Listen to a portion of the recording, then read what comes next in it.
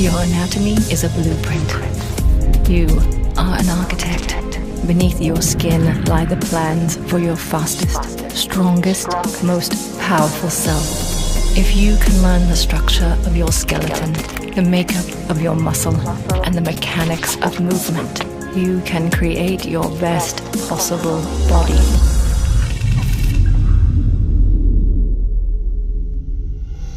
I'm Mike Robertson. This is Built by Science.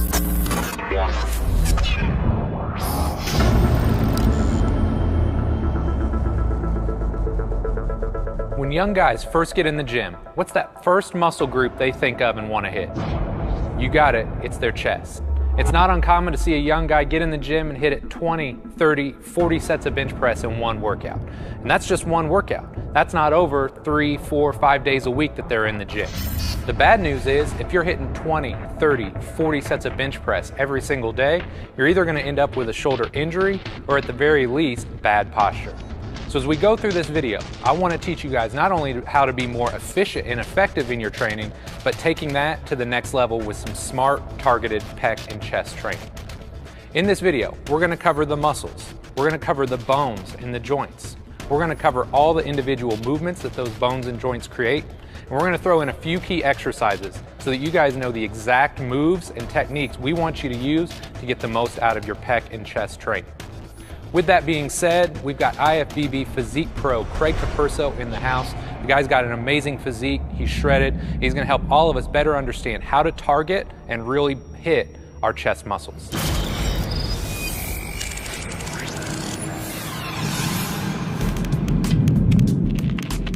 Let's go ahead and jump right into the anatomy. When we're talking about your chest, we're gonna focus on 3 muscle groups here today. The first one, and the one you're probably most interested in, is your pec major, and that's your big chest muscle.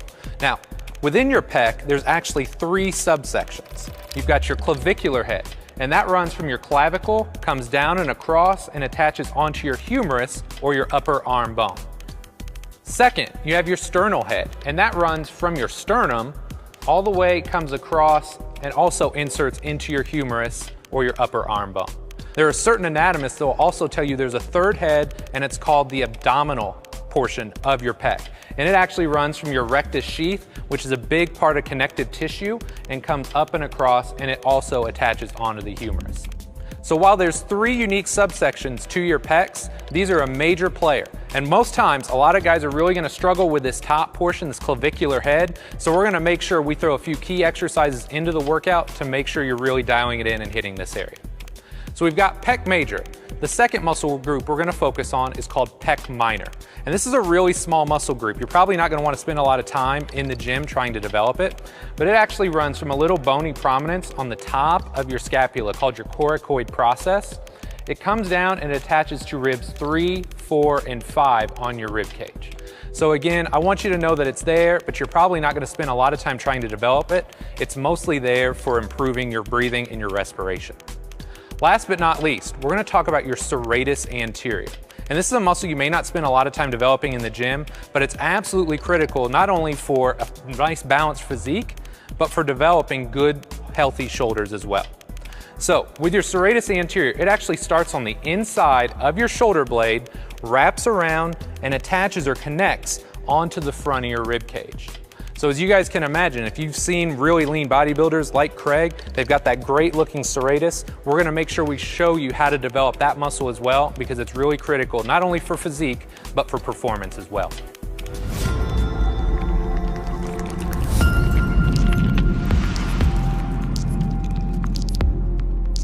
Now that we've covered the muscles, let's take a look at the bones and joints involved in creating movement through your chest.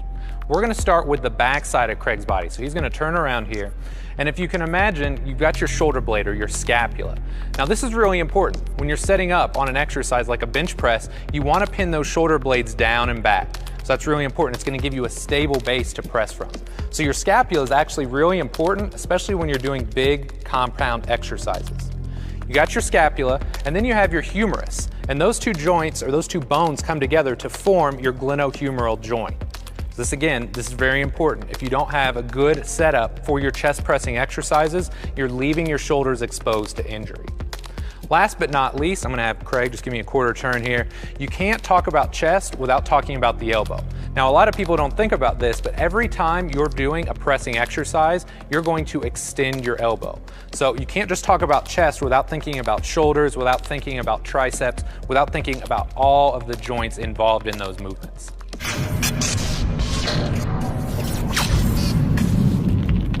Now that we've covered the muscles, the bones, and joints involved in your chest training, let's start to put all those pieces together to see how it looks in real-world functional movement that you're going to use every day in the gym.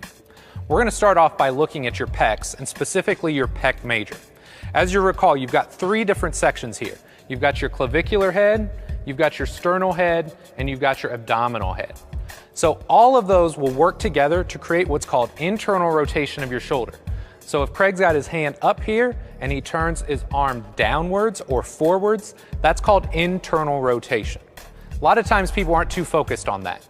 If they're talking about chest, they want to know, how do I get those striations? How do I look big and lean like this? One of the best exercises is a horizontal fly or an incline fly. In that exercise, you're creating what's called horizontal adduction. So you're pulling across your body. And as you guys can imagine, just think about those pec fibers. They start here, and as he pulls across, think about how they're shortening up and getting tight. So all those muscles work together to create what's called horizontal adduction. Now this next piece is important. Go ahead and relax, boss. The next piece is your clavicular head. And when you think about the clavicular head, it comes down and across right here. So it's responsible for shoulder flexion, like you would when you raise your arm up overhead. So if you can imagine, Craig, give us an incline bench. You guys know how you're kind of at an incline, you got your arms raised up overhead. This is why you're gonna hit the top portion of that chest or that clavicular head when you're bench pressing. Now, on the opposite hand, you've got that sternal portion of your pec as well, or that lower portion. You're gonna hit this the most when you're doing like a decline bench or even a pullover. Craig and I were just talking about this yesterday. When you guys really cinch over at the top of a pullover type exercise, that's where you're really hitting that sternal head of your pec. So as you guys can imagine, the torso position, the position of your shoulders, all those things are going to make a difference in what portion of your pec you're actually training when you're in the gym. So we've covered the pecs. Now one other muscle group I want to focus on is the serratus anterior. So if you can go ahead and give me a profile. You guys will remember, serratus anterior runs from the inside of your shoulder blade and it wraps around onto your rib cage. So this is going to be most noticeable when you're doing something that does what's called protraction of your shoulder. So if Craig really reaches long, not only will you see this when somebody's reaching long out like the start of a row, but you'll also see this as they finish at the top of a push-up. So even though you may not think of a push-up as a great chest exercise, it may not just hit your chest, but also your serratus anterior as well. One final function. When you're talking about serratus, go ahead and reach up overhead for me. Your serratus anterior is one of three muscles that allows your shoulder blade to rotate or create upward rotation. So serratus anterior, your lower traps, and your upper traps work together to create that upward rotation to allow you to get your shoulder overhead safely and effectively. So that's something I want you to know. When you're walking away from this, serratus anterior, it's not just great if you got a built physique like Craig, but it's critically important if you want to keep your shoulders healthy as well.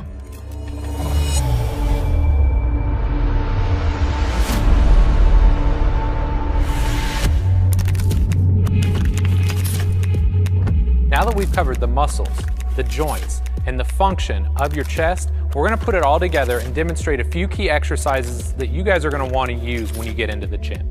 Now, one thing I want to make note of, Craig's a rock star. He's going to make this look really easy and the weights aren't super heavy. Just because we're not going super heavy on film doesn't mean we don't want you guys to go heavy and push yourselves when you're in the gym. So with that being said, the first exercise we're going to demonstrate is a dumbbell incline bench press. Few technique points as far as setting up. Make sure your abs are nice and tight. Whenever possible, keep your feet on the ground. If you keep your abs and your legs tight, you're gonna be able to move more weight. From this position, he's locked in and he's just gonna press the dumbbells overhead. Now, one thing I always like to cue my clients to do is to tuck the elbows slightly when they come down. If your elbows are really flared out to the side, it puts a lot more stress and torque on your shoulders. So think about tucking the elbows slightly on the way down, full range of motion, and then finish strong at the top. When you're doing an incline bench, you're really using all three heads of your pecs. You're using the clavicular head, you're using the sternal head, you're using the abdominal head.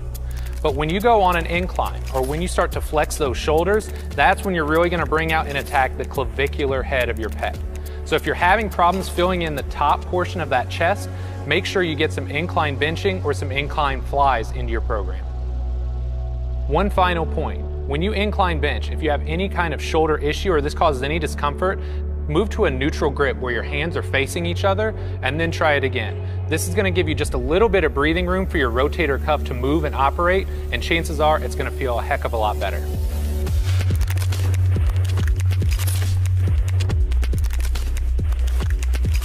The next exercise we're gonna demonstrate is a dumbbell fly. And this exercise is really gonna hit the pecs as far as that horizontal adduction component of the movement goes. So Craig's gonna go ahead and lay on his back here, set himself up, good stable base, abs tight, legs tight, and then from this position, he's just gonna keep soft elbows, get a nice stretch through his pecs, and as you guys can imagine, you can just see those pecs kind of opening up and lengthening, and then from this position, he's gonna pull it back together and shorten it back up. So it looks like a very simple exercise. The man's got great technique, and it's really gonna help build balanced pec development. It's gonna hit the clavicular pec, the sternal head, and even the abdominal head of those pecs pretty evenly.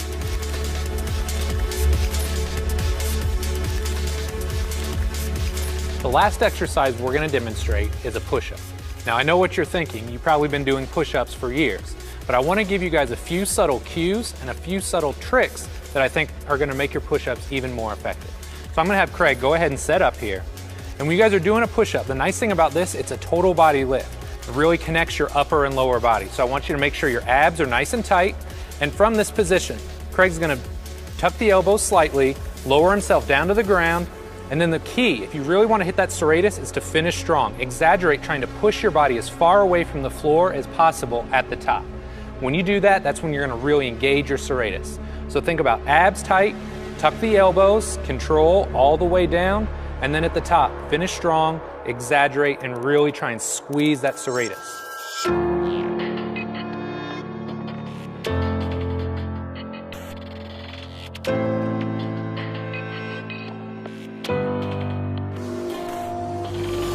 After watching this video, you essentially have a PhD in chest muscle building. So you've got no excuse. You can't simply go back and do what you've always done, which is probably mindless sets of flat barbell bench pressing. I get it, it's a great exercise and it's gonna help you build some muscle. But after you watch this video, you should have a really strong understanding of how all the bones, the joints, the muscles work together, about how changing something as simple as your shoulder position is gonna help you target and hit specific areas of your chest. Don't be afraid to mix it up. Use barbells, use dumbbells, press, do flies. The more you guys mix it up and the more you guys understand the actual anatomy and the function behind this stuff, the better your physique is gonna look. Make sure you watch all the videos because we cover every single muscle group in this amount of depth and detail. Let the gym be your lab. Try new things, research new methods, because there's no better way to learn and understand how your body works than to try new things on yourself. With that being said, I'm Mike Robertson. This is Built by Science. Mind, muscle, masterpiece.